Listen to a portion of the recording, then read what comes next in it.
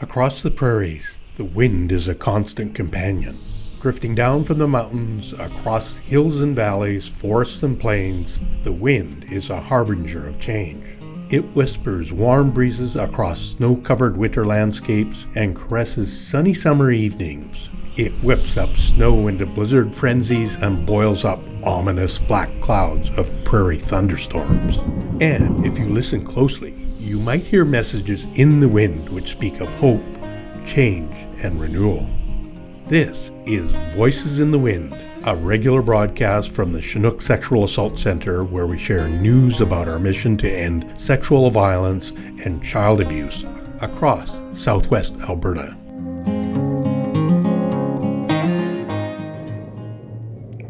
Hi, I'm Samantha Scott, and I am one of the Communications and Sustainable Fund Development Officers at the Chinook Sexual Assault Centre. Welcome to the first episode of Voices in the Wind, a podcast dedicated to exploring news and information about sexual abuse, sexual violence, and child abuse. This can be a difficult subject to tackle, but we want to take a hopeful and uplifting approach. To do this, we hope to showcase the outstanding work being done to help those that have experienced abuse, while striving to offer the kind of insights and awareness that lead to meaningful social change. Before we get started, I just wanted to let you know that we may touch on subject matter that is uncomfortable or triggering.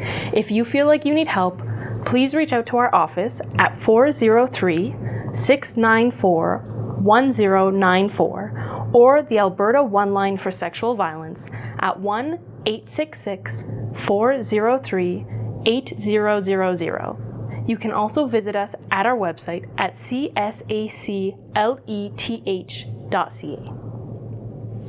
For our first episode, we want to spend some time introducing you to our organization, and the best way to do that is to speak to our CEO, Kristine Cassie.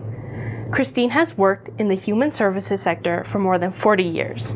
She has played an instrumental role in a number of organizations, including CEO at the YWCA Lethbridge District, a school board trustee at Palliser School Division, and 2 terms on the Board of Governors at Lethbridge Polytechnic.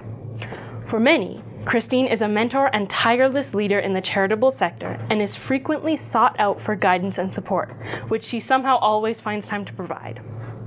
Kristine champions issues of gender-based violence, as well as the investment and growth of young professionals in our sector. She is the founding CEO of the Chinook Sexual Assault Centre, which is the first standalone sexual assault centre in our area. She was also key in the development of the Chinook Child and Youth Advocacy Centre program. Welcome to Voices in the Wind, Kristine. Thank you. Nice to be here. Now, we're very excited to be launching this new podcast, and one of the things that we want to do is to introduce people to the Chinook Sexual Assault Centre and the work that we do. So probably a good place to start is to ask you to share a little bit about the history of the organization and how it came to be. Oh, there's so much to share. So probably about 20 years ago, we had started a committee called the Sexual Violence Action Committee, which is still in effect today. And our meetings were really centered around how are victims of sexual assault being able to get services. So at that point, I was with the YWCA, and it was a few organizations that got together to say we had to do something that's actually going to give pathways to people who've been victimized on how they're going to be received and what we can do. And that was in light that we did not have any funding to actually start a sexual assault center. And if you fast forward, 24 years, finally the funding came. So the Association of Alberta Sexual Assault Centres had done a great deal of advocacy and work with the government of Alberta to actually look at what the deep-rooted issues are around sexual violence in our province and the right that every Albertan should have in accessing services no matter where they live in this province. And so one of those areas that was really underfunded or not funded at all for any type of sexual violence work was Southwest Alberta, and particularly the Lethbridge and district area.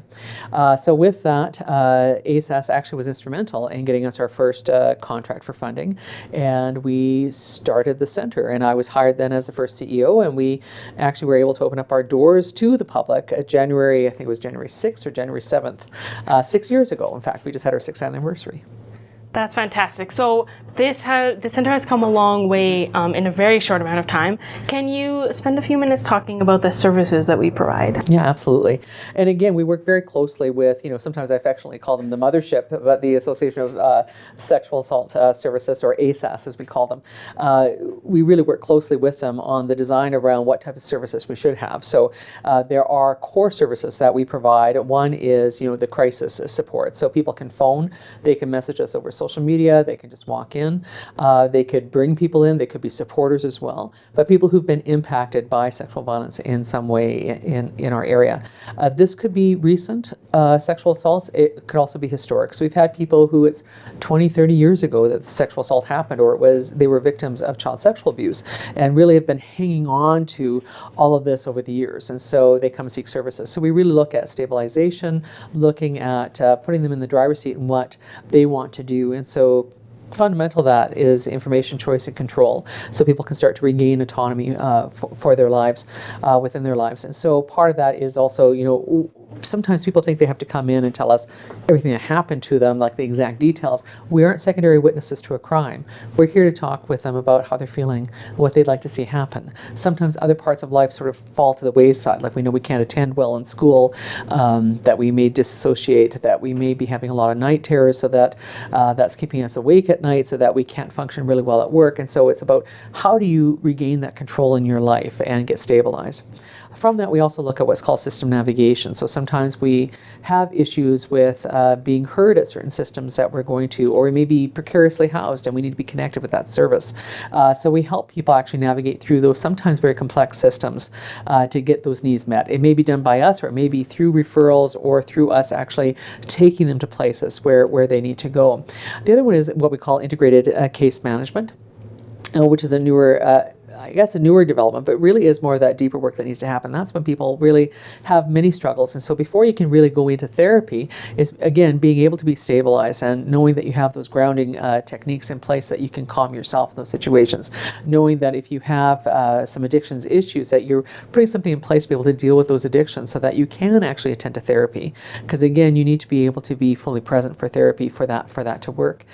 We have referrals to therapy, so we have an in-house therapist. In fact, Michelle Howe is wonderful. She has just completed her chartering as a psychologist and does the assessments and all the rest of the work with the therapy that needs to be done. We don't have a limit on therapy, and for the most part, we don't charge for therapy other than those that have benefits, and that's just to help the therapy program continue on because it's not fully funded by the government at all. The other one we do is a peer support group. So these are groups that are designed by our staff for individuals that have been impacted. They are specific to either women or men, or I should say male identifying or female identifying, typically for over the age of 18, even though we do have some youth groups as well, that people self-select themselves for. And so really there is a commonality and that sharing that happens within those groups. Again, not specific to the crime that took place, but again, how you're feeling about things. And so some are about asserting boundaries and that reclamation that can happen within life. And lots of times there's strength knowing that you are not alone in this, because in fact we know it impacts so many people in our province. I'm going to forget some things. We also do a lot of public education as well. So that's both for schools, for community groups, for churches, for other people in the community, just around what this is, the rape myths, things that impact us, what consent really is, because sometimes people say they don't understand when really they do understand. We give really clear examples of that, and just a real whole hodgepodge of information that we can provide for that. The other one is another program that we have, and that's the Chinook Child and Youth Advocacy Centre. So that was developed at the same time that we were preparing to open to the public. We were called to the table to actually work on this and do a feasibility study and to actually establish that multidisciplinary team and to move forward on child abuse issues in this region. And so that was working with the policing agencies, that's Blood Tribe Police, Lethbridge Police Services, RCMP, and Tabor Police Services, with the South Region Child Protective Children's Services, Child Protective Services at Pecani and at Blood Tribe, as well as with local health services or mental health services, to actually design a program that's based on a model that came out of Alabama some 40 years ago, and models after, let's say, the Luna Centre in Calgary on how to respond to child abuse. So it's about child forensic interviewing, it's about the treatment path for children and their families, the non-offending family members, so that they can actually move forward in the criminal justice program with a higher rate of success, as well as their healing journey around the abuse that the children have suffered. So we're very proud of that program, and it actually opened its doors November of 2021 to start receiving referrals from these entities, and is going strong today. That's awesome. That's so much programming that you've talked about, and we'll talk a little bit about some more of it as we move forward in this podcast. But I would love to talk to you about the sexual violence and the scope of the problem in society. I know you talked a lot about impact. So yeah, could you elaborate on that a little bit? Sure. Actually, really helpful in this was ASAS in January of 2020 released a prevalence study. It was a replicated study from some 32 years ago, and they found actually no shifting in the change for what this means for Albertans. And so the study actually involved random phone calls to 1,500 adults in the province of Alberta, across the province, asking them a series of questions on if they'd ever experienced any form of sexual violence in their lifetime, if they had experienced this as well as a child, and a host of information. What they found from this is that nearly 2 in 3 Albertans have experienced some form of sexual violence in their lifetime. We do recognize that those rates are higher for women and girls than what they are for men, but men also experience sexual violence. We also discovered in that time that that there's a 34% prevalence rate amongst children for sexual assault or for sexual abuse to happen. So when you look at 1 in 3 or nearly 2 in 3 adults having had that experience, we know that this is, you hate to use the term pandemic because I know it's not a good term these days, but it's pandemic proportions. It's completely threaded throughout our communities and impacts so many people. That is the reality of what we're dealing with. So what we're seeing, even when people are going forward to the police, typically across the country, is it's only a 6% reporting rate. We tend to rely on those stats for what's actually happening in our community, but really that's the tip of the iceberg of what's actually out there. We are seeing that some reporting rates are increasing in the province of Alberta, likely because of really strong police and court support that's happening through sexual assault centres like ours, through victim services as well with that type of support. And again, it really helps when we have these moments in time like the Me Too movement, the I Believe You campaign, or someone like Giselle Pellicott that comes forward and goes through these types of trials and is very public about things that people can really identify and see that they are not alone in dealing with this. So overall, what we know is that this is highly prevalent in our society, both for children and for adults. That we know that if you've been sexually abused as a child, that is a very high likelihood that you'll be also sexually violated as an adult. But we also know that there's help out there for people who've experienced this, and there's ways that we can help retrain the community in their beliefs around sexual violence and the rights of people. Yeah, and so you actually just touched on the next question I was going to ask you. So, our center does a lot of help for those who have been impacted by sexual assault or abuse, but another key role of our center is outreach and education. And I know you talked about this earlier, but partnerships that we have in the community. Can you talk about the importance of this work and give a few examples of how you see this playing out? Sure. So we actually are able to take information, that we get through research or through, primary prevention strategies that we know of to actually create tailored workshops that are for, particularly for schools. So we're talking the, grade school to high school, post-secondary institutions, for community groups, and actually deliver those types of workshops. So they're everything from what is consent, what are appropriate boundaries, what's a healthy relationship, talking about their roles and their rights regarding police and court, so that people understand, because many people don't understand that we have no statute of limitations on sexual assault in Canada, and so any time is a time that they can come forward to actually make that report. But really giving information, mobilizing the community with information on what, not only what sexual assault is, but what your rights are around consent, what your rights are and your duties are around healthy relationships, is really critical to actually changing the tide of what is happening in our communities. So again, those are typically free of charge. We also have programs that we offer as a result of our partnerships in the community. So with CASA, which is a sexual assault center in Calgary, they developed and evaluated a wonderful program called Who Do You Tell that is for kindergarten to grade 6 students. And it really is going into the classrooms and talking about who is safe to tell if something is going on in your life that shouldn't be going on. So it's everything from the keep and speak secrets to what that may look like. And for some, parents may not be that safe choice because they actually may be the ones who are abusing them. And we see a very high rate of disclosure that comes when the program is delivered well. So I know it's just gone through a revamping, a refreshing, because it is a program that they started back in the 80s. And so we're really happy part of that and being able to take that into school systems. The other one that we're part of was designed through ASAS and through the wonderful work of Dr. Kiera Makita and a specialized group of people from our sector, which included the Chinook Sexual Assault Centre, and that is engagement strategies to end workplace sexual harassment. Again, this is done in a really unique way. It's done online to actually give safety to anyone who is attending that. There is a charge for that course, but it's well worth taking. We know under occupational health and safety that there is a requirement that workplaces create a safe environment and provide training around harassment in the workplace. This training is done looking at how people learn so that it really reinforces all the things that they need to know. So by the end of it, they actually gain skills and they gain practical skills around how they can actually use this information within the workplace, be themselves a frontline worker, a natural leader that may not be in a leadership position, or an actual leader in an organization. It's done online specifically to protect people so that they don't see who is online with them, and they can only message the presenters or the whole group at one time, so they can't harass someone during that time or take that harassment during that time. So we've seen marvelous results with this programming. The other one that we're involved in is the first responder to sexual violence. In fact, we have a session going on today. So we have 2 people that are fully trained to deliver the workshop, which is a train the trainer type model, and again through ASAS. So again, this is a well evaluated and researched program.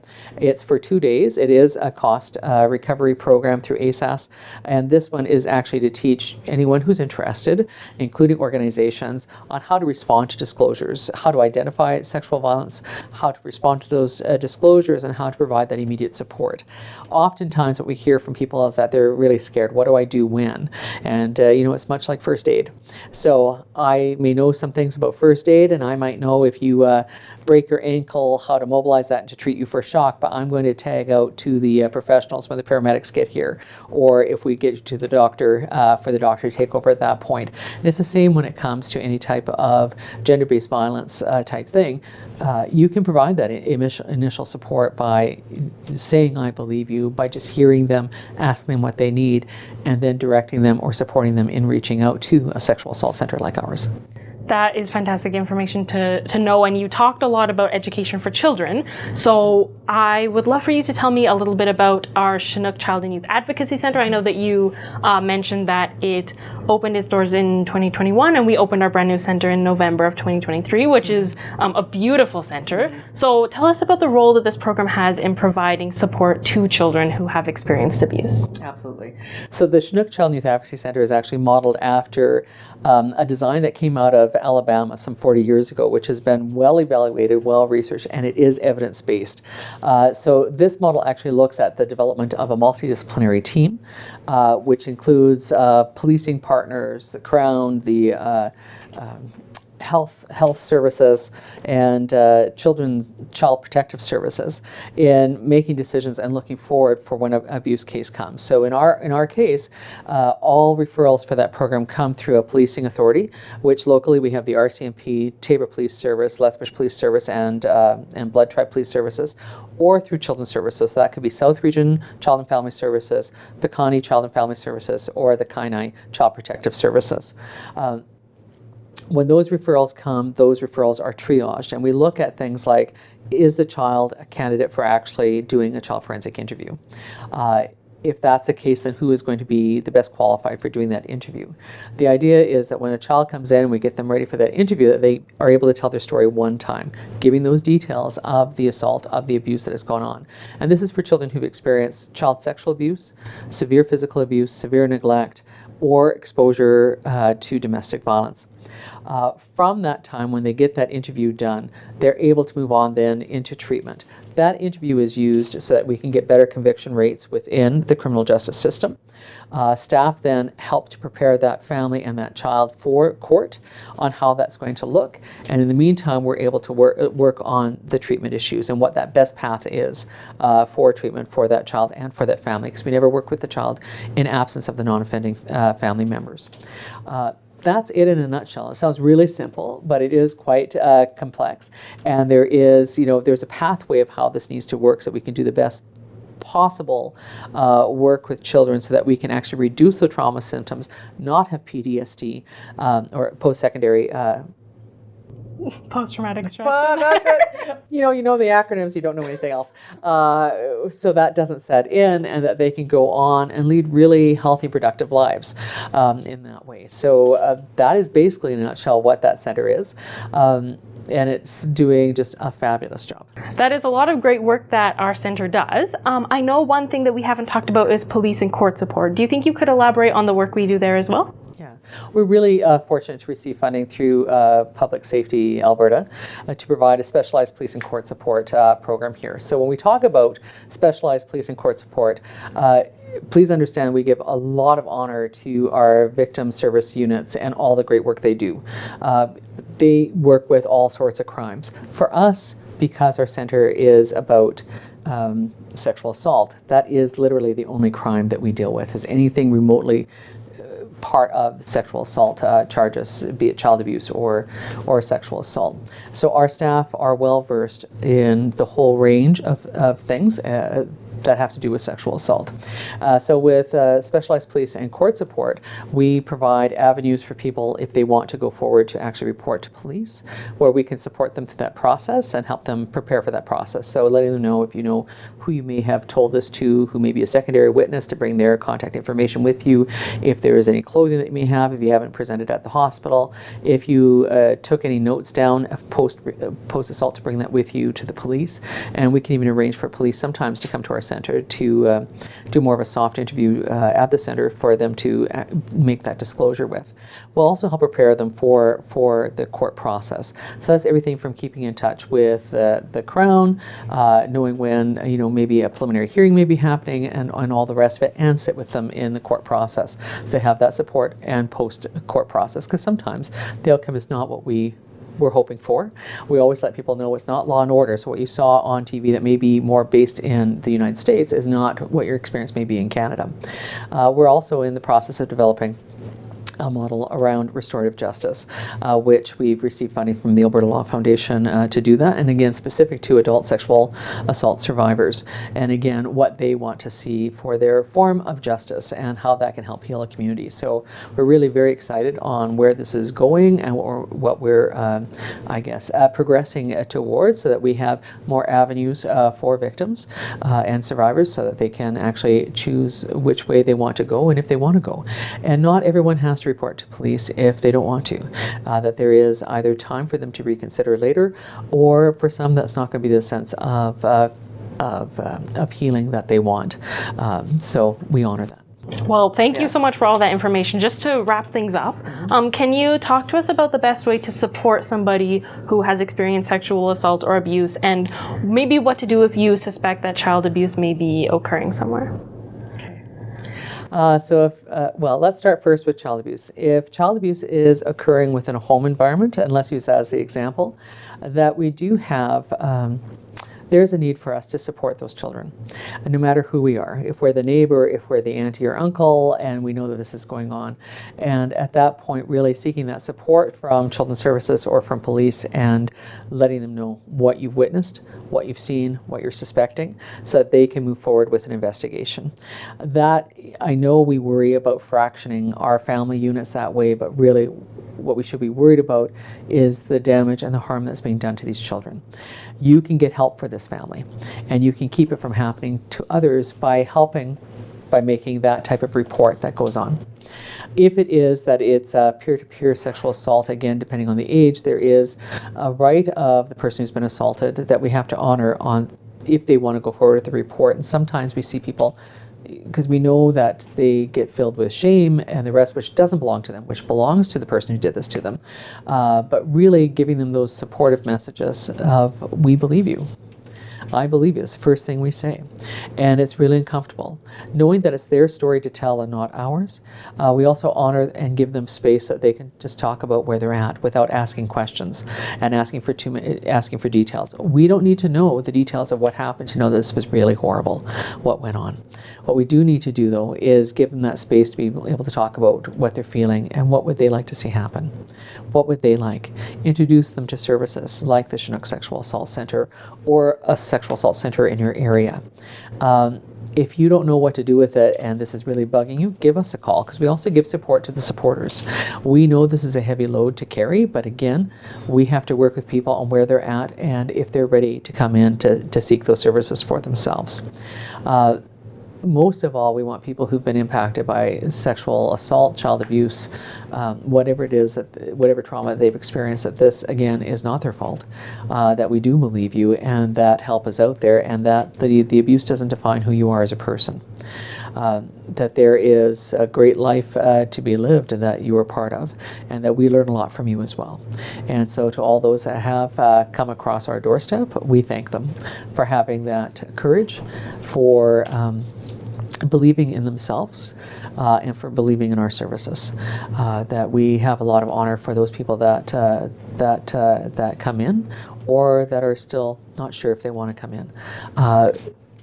We're a place for you, and any time is the right time. So, well, thank you so much for sharing that message, and thank you so much for joining us on this podcast, Voices in the Wind. We appreciate all the information you've shared and truly all the work that you do for our community. thank you. Now, here is Brett Brown with Chinook Winds, a look ahead at some of the exciting things happening this February. Hi, I'm Brett Brown, and welcome to Chinook Winds, our monthly summary of news and events at the Chinook Sexual Assault Centre. Here's what's happening this month. We invite you to check out our new Chinook Sexual Assault Centre website. The site offers a dramatically enhanced user experience and lots of useful information about the centre and our Chinook Child and Youth Advocacy Centre. You'll find information about our services, educational efforts, and how you can support the work that we do. Plus, there's a list of upcoming events, useful news and articles, and information about how to get help. You can find the website at csacleft.ca. Now is the time to get your tickets for our Refresh and Renew raffle. We've got some great prizes to help you enhance your health and well-being, including 4 YMCA membership packages, a Thai massage from Refresh Center for Health and Wellness, packages from Cooley Climbing, a Chill Out Essentials kit, and a London Drugs gift card. All proceeds support the programming at Chinook Sexual Assault Centre and the Chinook Child and Youth Advocacy Centre. To get your tickets online, click the link in our link tree, which you'll find at csacleft.ca. If you're feeling creative, we invite you to join us February 20th as we learn how to make greeting cards in our Creative Pathways to Wellness group. Creative Pathways explores different types of art to help participants stay in the moment, cope, practice self-care, and build fun hobbies. It's a safe space to create and connect with others. Phone our office at 403-694-1094 to pre-register. The Chinook Sexual Assault Centre is also participating in Run Wild, an annual running event to raise funds for child advocacy centres throughout Canada. Run Wild is great family fun with several distance options, including a children's fun run. Run Wild is held locally as a virtual event, but we invite you to register and then join us May 3rd at beautiful Henderson Lake in Lethbridge to participate. Your participation will help support the good work of the Chinook Child and Youth Advocacy Centre. To register, go to www.runwild.ca or stop by our link tree, which you'll find at csacleft.ca. That's the way the wind's blowing this month. We'll see you again soon for Chinook Winds. Thanks, Brett. Well, that wraps up our first episode of Voices in the Wind. Please join us next month when we speak to Cheryl Patterson, manager of our Chinook Child and Youth Advocacy Centre. For more information about the Chinook Sexual Assault Centre, please visit our website at csacleth.ca or call us at 403-694-1094. If you need help, you can also call the Alberta One Line for Sexual Violence at 1-866-403-8000.